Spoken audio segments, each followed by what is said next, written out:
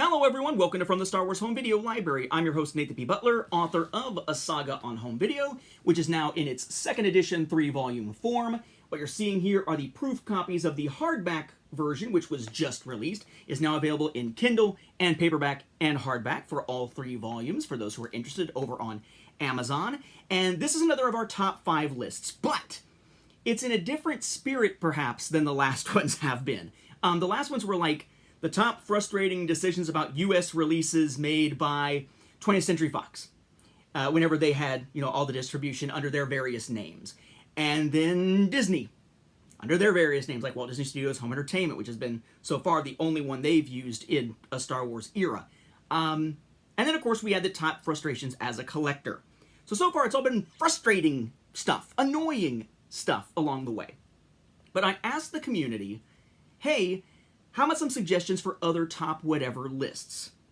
One of the suggestions I got came from Joe Belich. Joe is a member of the home video community. He's also a backer of mine over on Patreon. And he made a suggestion that is so obvious, so of course when you hear it, that I am shocked that I didn't think of it. But I hadn't. It had never occurred to me, and it is such a great topic to use here as we round out a year, here as we round out the holiday season.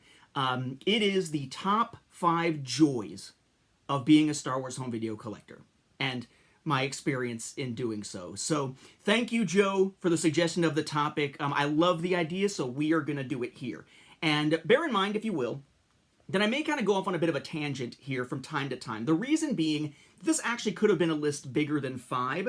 I've tried to condense it down to keep with 5, and I found that if I tried to expand it, some of it was going to get into more things that are more personal joys versus more general joys within the community. I think I've managed to sort of, kind of wrap it into a nice little ball here with 5. Just bear in mind that some of these 5 will have more personal context than others to kind of keep it limited to 5 instead of having my personal thing be a separate topic here. So, my top 5 joys of being a Star Wars home video collector in 2021 or in the modern day if you want to put a time frame on this sucker. Coming in at number 5, or I guess as a Star Wars fan would say, coming in at V, is learning and sharing knowledge. That is something I dearly love as an individual here. I'd like to think that this is something that others in the community enjoy doing as well, because I see the fun interactions that happen all the time on like the Star Wars Home Video Facebook group and elsewhere between like-minded Star Wars Home Video collectors, or in the comments here on the YouTube channel. But for me, this kind of takes on a special meaning in a lot of ways, because I am an educator, right? The YouTube stuff, writing A Saga on Home Video, when I was doing other projects in fandom, those are all just like hobby stuff. My day job is I am a teacher. I teach social studies classes. Primarily now I teach economics and sociology, but I've taught world history, U.S. history, American government, constitutional law, debate, social studies for 6th grade, 7th grade, 8th grade, geography, and so on and so on. I've taught a lot of stuff. And I actually at one point wasn't going to be a teacher. I was going to go into journalism. There's a story that I've told before about how basically, as the saying goes that my stepfather is fond of, shit rolls downhill. Sorry, children. But shit rolls downhill. So there was a point at which, in trying to sort of build on some acclaim that I had had within the school, from the faculty, and what would eventually win me an award after I left the journalism program, in high school, was the fact that I had like these sort of editorial flair type quasi-rants. You never would have guessed that that would have come from me, right? And I decided to do one of them to kick off the school year by calling out our superintendent on something. Not realizing how political education really was in that little corner of southern Indiana. So very quickly, the crap started rolling downhill. The superintendent called the principal, who called in the department chair for English language arts, who called in the journalism sponsor, who then booted me from my role as editor-in-chief. I was editor-in-chief of our school paper for 1 issue. And then with everything that came with that, I eventually said screw it and stepped away from the journalism classes and found that I really was engaged in my AP history class, which led me actually on a similar path to my AP history teacher. Same college, similar but not the same scholarship, and so on to become a teacher in the same subject area, even in history and some social studies stuff. So I have kind of like this history bent and the writing bent kind of merged into one, which, you probably realize is what helped lead to a Saga on Home Video, right? When I get passionate about something as a hobby, I want to share. I want to learn it. I'm a voracious learner of that stuff, but then I want to share my knowledge, particularly for those who maybe haven't had time to do the research themselves, or who might lack information. And part of that is a selfish desire on my part to share that information with others, so as they become more educated in it, we can have conversations about that thing that I care about so much. But for Star Wars, that's kind of been my thing since basically, actually right before I became the editor-in-chief of that paper for a whole issue. Just looking backwards, that's kind of been my thing. You have a Saga on Home Video 2nd edition in 2021, 1st edition in 2017.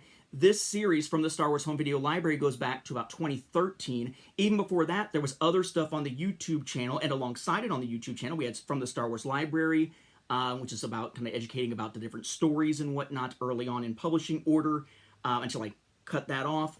A guide to Disney Infinity for Star Wars fans was on here. I still, from time to time, try as best as I can to do some type of educational interest videos on stuff like the deck building games that I enjoy or the Kickstarter games that I've picked up. I'm going to be doing one of those soon again on Final Girls Season 1 because it's just awesome. Recently did some of those on Tiny Epic Dungeons. But even before that, I spent 18 years as a Star Wars podcaster, right? When I started podcasting in 2002, it was basically there had been Jedi Talk in English, which is a group-based show, like a panel-based show. You had Star Wars on Direct in French. You had Star Wars The Cantina in German, I believe. You had Digital Llama Radio, all panel-based shows, multiple hosts. Then I jump in with this one-host show with guests coming in and more like an evening news program, news opinion program format style. And kind of went from there. We didn't call it podcasting back then. The word didn't exist, right? It was just called internet radio at the time. In 2003, or I guess also in 2002, my team and I put together the first, serious Star Wars fan audio drama released online, Second Strike, with Act 1, which I believe, if I remember correctly, was called Descent. Descent, All Fall Down, and Ascension were the three acts of that. That was me and Chris Hannell leading that team. And then in 2003, as the fan audio community had gotten kind of booted out of the place where we had been meeting and talking and connecting and casting audio programs and finding other people to work with, which was the Force.net's Fan Films Forum. After we kind of booted from that area as being not relevant to the broader topic, created StarWarsFanWorks.com, which still exists as a domain, but now it just goes to my stuff. But StarWarsFanWorks.com is a hub for the community to come together, to work together, to collaborate. And that, of course, was created in concert with working with Lou T-Bone Tambone of T-Bone Star Wars Universe, website initially designed by Sonia Nelson, who also did the Timeline website at the time. But kind of bringing people together, sharing ideas, sharing concepts, sort of tutoring people. Heck, one of my podcasts was Fan Audio Made Easy. It was a tutorial on doing fan audio stuff as a series. But I did Chrono Radio, did EU Review, Star Wars Beyond the Films, Cloud City Casino, but always with this idea of trying to lean towards not intellectual discussion all the time, but intellectually honest discussion, deeper discussion if we can, sharing information, sharing ideas, and trying to just enjoy it all together. And in the latter years with Star Wars Beyond the Films, especially trying to be a positive beacon in what was basically becoming a much more toxic fandom out there. Jump back before that, I started doing the Star Wars Timeline Gold, or what became the Star Wars Timeline Gold, right as I was heading into senior year of high school. And I did that for 20 years of my life. Single most comprehensive Star Wars chronology document available anywhere on the planet. Granted, now it's becoming more out of date because I stopped working on it in 2018. It's over there at StarWarsFanWorks.com/timeline if you want to see where it ended up. But basically like 3,000 pages or so, a little bit more than that, of basically just here's the saga, learn about it, follow it. There's a reference over here, you can look it up on here. Which at the time was, by the time it ended, was kind of the only thing of its stripe, though, of course, by then you saw the rise in prominence of like Wikipedia, having sort of an encyclopedic type approach to information as opposed to a chronological approach. But all that time, so basically I'm 42. So basically since I was like 17, going on 18, that sort of summer, I guess, I've been seeped in this idea of, I love Star Wars, which I already did, but I love learning more about it and then sharing that. It's almost like, and I'm assuming that of all the viewers out there, probably Father Matthew Hardesty, who is a friend, who is a member of the home video group, who is also a back rower on Patreon. I bet you he will see this coming a mile away. To me, it's like a service mentality, in essence, that I've always sort of felt like I want to share, and out of that energy of wanting to share and caring about educating others about things that I am interested in, even though there's a selfish bent to that because I want to be able to engage in that conversation with those people then, I almost feel there's like a service mentality underlining it. So for me, number 5, big part of why I really enjoy being a Star Wars home video collector at this point is just the learning about stuff and sharing it. I look back at me when I started the show and some of the stuff I didn't understand, didn't know, and I'm not even talking about the stuff where I was misled by incorrect information, like the whole Technodisc thing with the special widescreen edition in the US. I'm talking about like not realizing the breadth and scope of what was out there, certain formats I had never heard of. There were plenty of times on the show that I talk about, here's an item I didn't even know existed, especially at a certain point in the series. You would hear me say that a lot. It just the fun of learning the stuff and then sharing it, to me, is a big part of it. And I know that at least for some other collectors, it has been as well. That's why you see, for instance, Chris Clark has that website, StarWarsHomeVideo.com, where he is slowly compiling packaging images of various releases from different countries on different formats and so on. It's just one of the things that is enjoyable about being a Star Wars home video collector. So hopefully others will share that. It's not just a unique to me kind of thing because of that educational / journalistic / service mindset bent that I've had for the majority of my life. That brings us to number 4. Number IV, I suppose. And that is when you manage to acquire what you're looking for, either through the hunt or a plan. And I was going to separate these out into the hunt or the plan, because I think as I have evolved as a collector, not even really as a collector so much as a person, by having a child now, I feel like that has changed from a hunt to a plan in most respects. When a hunt goes well, by that I mean like it's the first day of release of a new film. You know there's going to be exclusives at Best Buy, Walmart, Target, right? You know there's going to be a DVD release, a Blu-ray release, maybe like a 4K release or something. You know which releases there are. You've got them laid out. You have a plan. And at midnight, or when the stores open at 8 or 10, or whenever they open, or maybe it's one opens at 8, one opens at 10, and you're going to find a chance to eat in between or something. Or go to the grocery store or something in between, whatever. You've got a plan. And then the day comes and boom, you go to one, got them all, right? That feeling of accomplishment when you have a plan and agenda of hunting what you're looking for. And I say a plan because to some degree it's a hunt, to some degree it's a plan. But a lot of times in early collecting, it's a hunt. I want to find this, I'm going here in hopes of finding it. I'm going here because they should have them, it's release day. Whereas what I think of more as a plan is not even that. That I feel like is like a hunt with a strategy, sort of. For me, a plan is more like what I did with Rise of Skywalker, right? Once I had a toddler underfoot. Or I guess coming to be a toddler. Boy, time passes very, very quickly in having a child. Time feels like it's not passing at all when it comes to Star Wars home video because they haven't released squat since 2020. At least in terms of official, film releases and stuff like that. But like with Rise of Skywalker, it was oh sweet Jiminy shit. One of my favorite phrases that I don't use very much on the show. Sweet Jiminy shit is one of my favorite phrases to use. Wow. Here we are. Rise of Skywalker and Skywalker Saga in the US. Gotta get those. But then I'm gonna get the releases out of the UK because that's what I've been doing too. Can't forget about the Black Border releases in the US for the 4K stuff. The UK doesn't appear to have them yet. Do I want to get anything out of Australia then instead to do a comparison? And oh, I always get the most elaborate one item out of Japan, so need to look for that for Rise of Skywalker and Skywalker Saga. And oh, what's going on with South Korea right now, because I've been getting all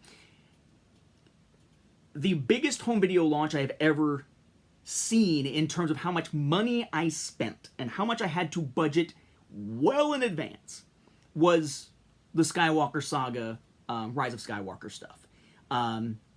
It was money being saved from selling off stuff. It was money being saved from teaching extra students at different points of the year, or summer school money, I forget which. And holding that tight so that when the time came, I could get those orders in. But it was putting in orders. It was, here's my list of stuff I want to try to get. Order, order, order, order, order, order, order, order. Almost nothing actually requiring me to go pick up anything. It was all ordering online, coming to me. Now, granted, this is near the beginning of the coronavirus, COVID-19 pandemic, right? So it was shifting in that direction to some degree anyway. But with a child, I discovered that it's kind of a pain in the butt to sort of impose on someone else, like my wife or my father-in-law or someone, to be like, hey, you watch the child by yourself. I'm going to run and do Star Wars stuff at all these different stores like a lunatic in the morning, running around like crazy. I found it was less stressful to just pre-order the stuff ahead of time, and then all you really have to worry about is when something shows up damaged, perhaps, or if something is over-offered and there's not enough stock to meet it, and they cancel orders. Though that didn't seem to happen very much with Star Wars stuff, but I've seen that happen with other stuff, like when people were trying to get PlayStation 5s. Stuff like that, right? So whether it's a plan of attack and you're doing all kinds of pre-ordering online and stuff to kind of wait for everything to come in, and when everything finally arrives, you're like, yes, it worked, right? I finally invent something that worked! Or, in this case, plan something that worked, unless you talk about inventing your little to-do list.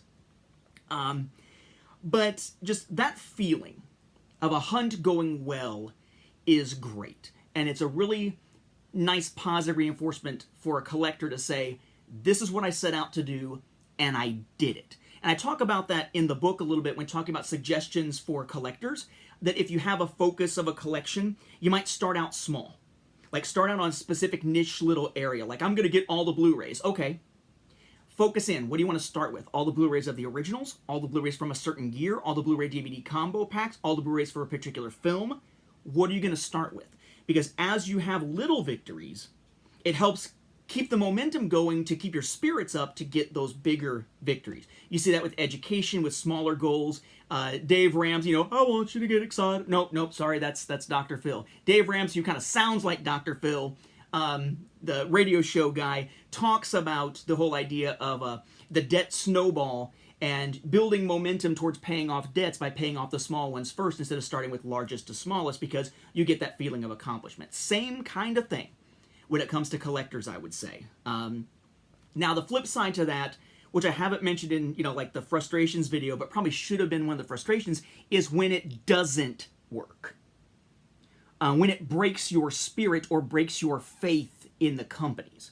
I don't want to spend too much time on this because this is meant to be a joys one, but I am reminded of the original Black Border releases in the US in September of 2019, where they were released not on a Tuesday, they were on a weekend, so a lot of stores didn't know they should have been out.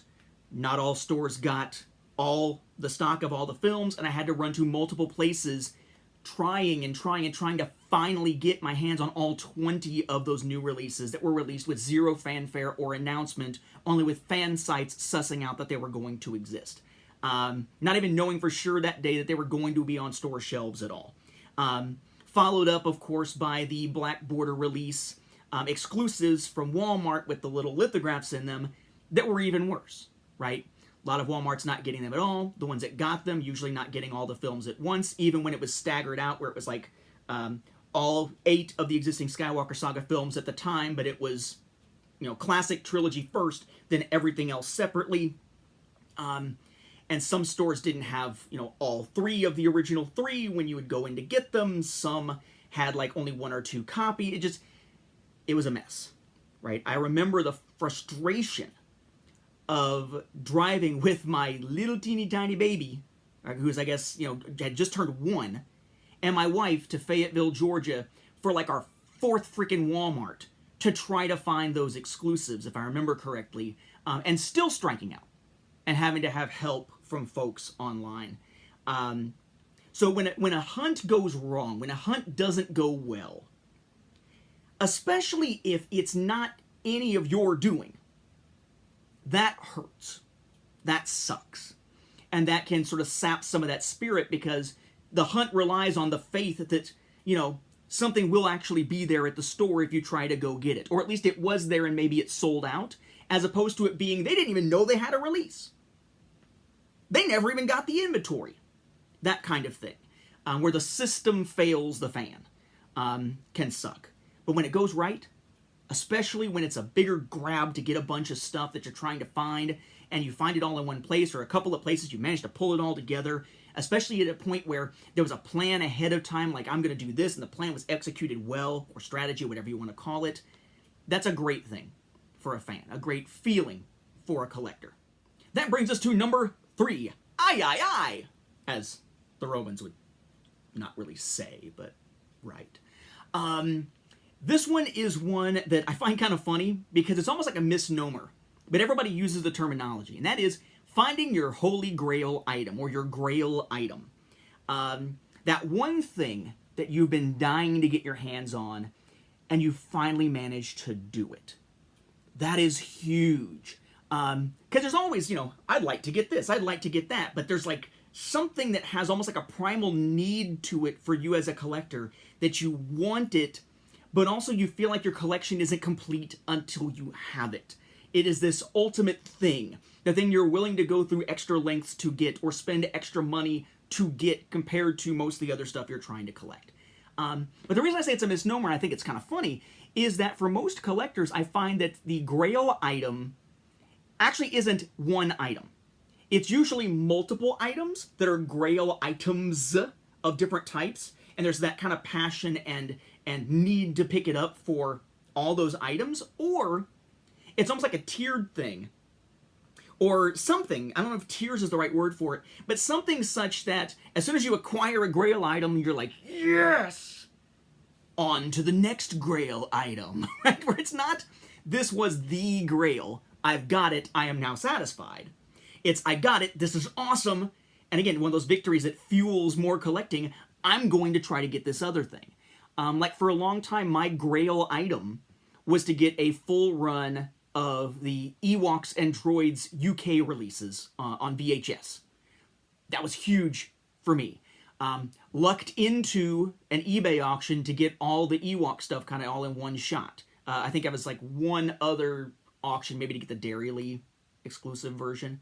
And then it was just looking for droids, right, to finish out droids. And then it was like, oh, and the Video 8 items out of Japan, the Video 8 trilogy out of Japan that I never thought I'd get my hands on, but managed to get my hands on. Or sculpting a galaxy and dressing a galaxy because of how expensive they usually are. Or getting a Super 8 cassette, did I say Super 8 a moment ago? Video 8 for Japan.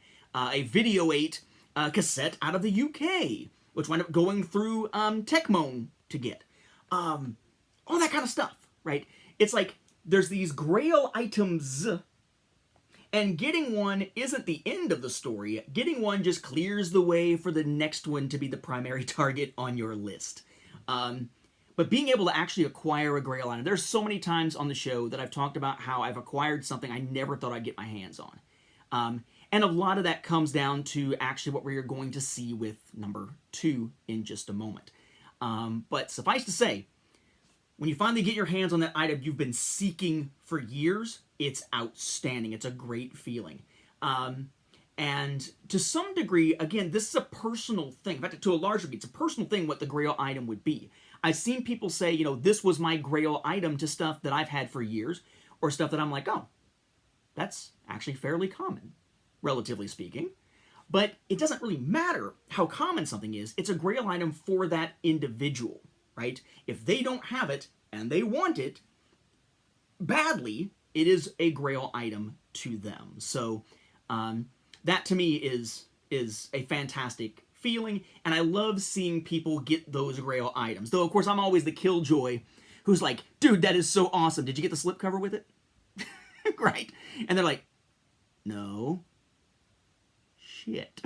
so I'm usually the one who's very excited for them, but then in his awkward social way manages to botch it with a question that is an honest question, but winds up sort of undermining some of the excitement. So my apologies if I've ever done that to you, because it's a great feeling, and not the killjoy part. It's a great feeling to find your Grail item, and I hate to be the one to spoil that for anybody. I can't control my mouth sometimes.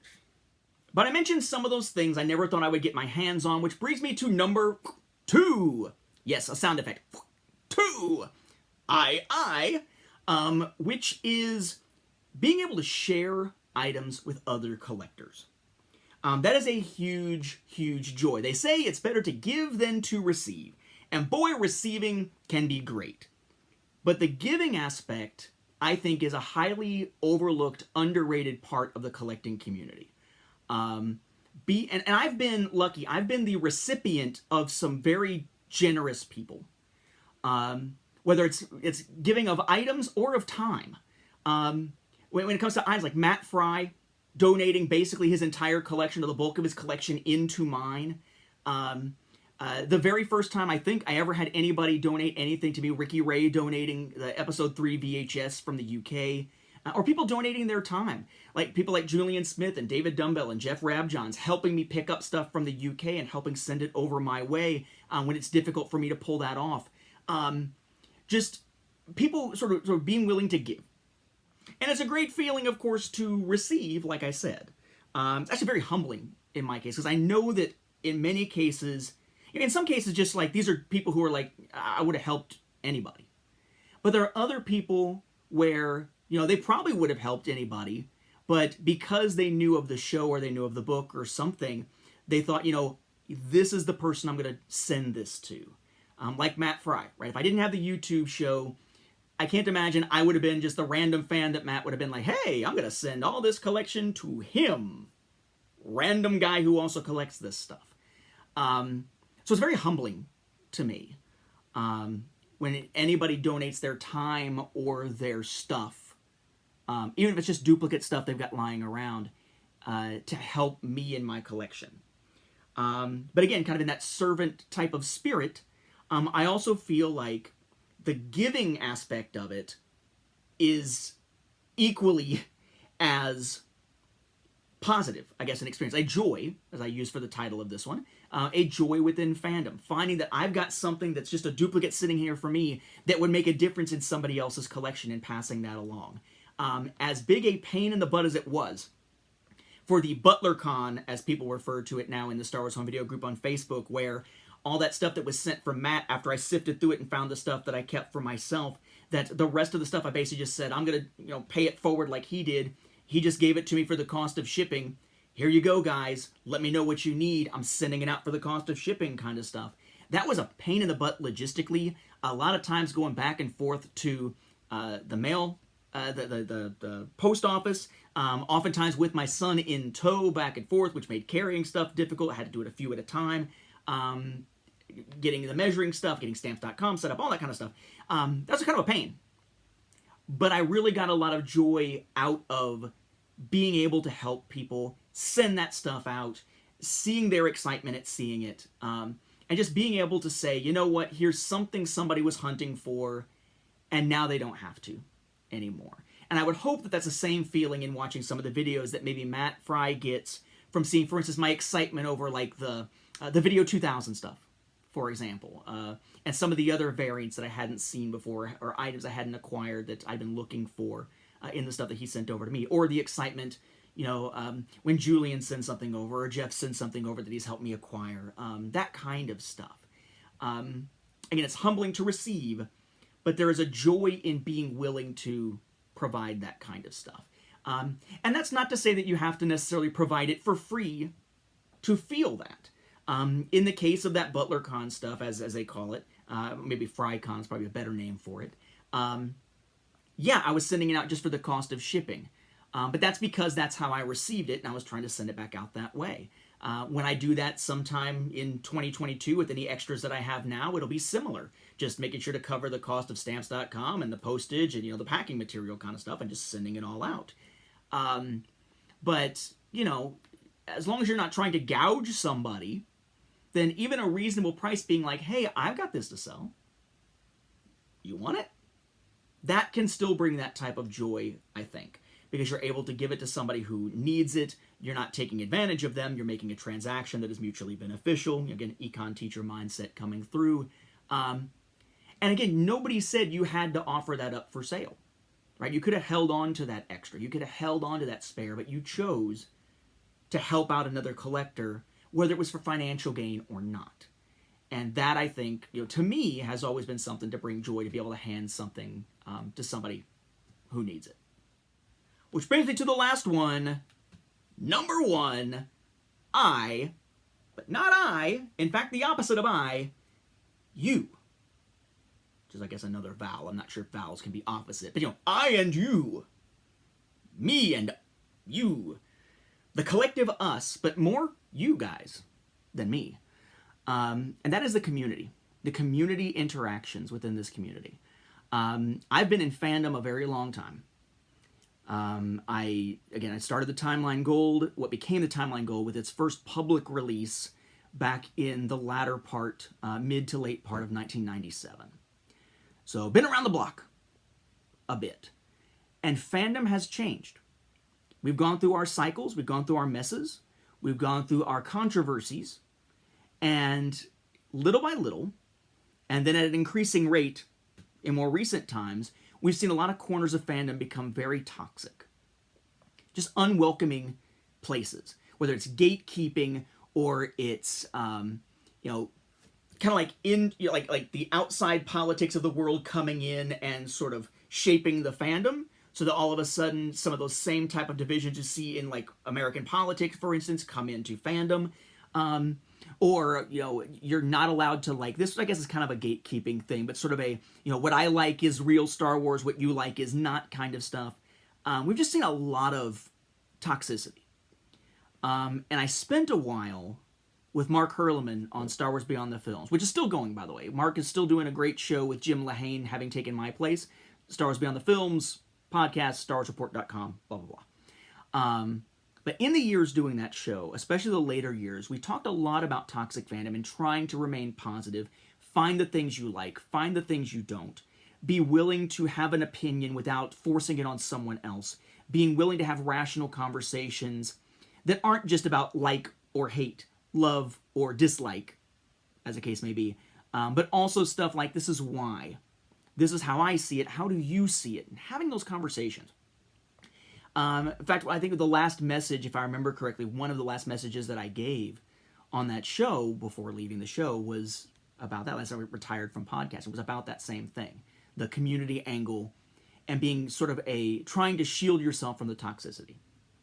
And I have been very fortunate to find, and I think anyone else will find this as well. It wasn't something that I found per se, just something that I find that I very much appreciate, is how this community, the Star Wars home video community, tends to be a very positive community in general. Sharing information, having a good time with it, enjoying each other's successes,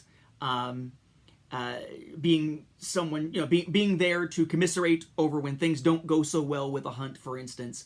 And for the most part, it's a very positive community. Every once in a while, you wind up with somebody who is, being a jerk. But it's rare. We've only had a few people ever have to be booted from the home video Facebook group, whereas I'm sure if it was a regular, general Star Wars group, we'd be booting people all the time from the behavior that I see in other groups, most of which I have eventually left. But just having that sense of community, that sense of camaraderie to it, that I think is huge. And that I think is where sort of the legacy of Star Wars home video collecting is going to go, because as I said, I even mentioned in the afterword for SAGA on home video, which I read in the book launch preview, we're getting to a point where physical Star Wars home video collecting of new releases may no longer be a thing, because there just isn't going to be stuff to collect.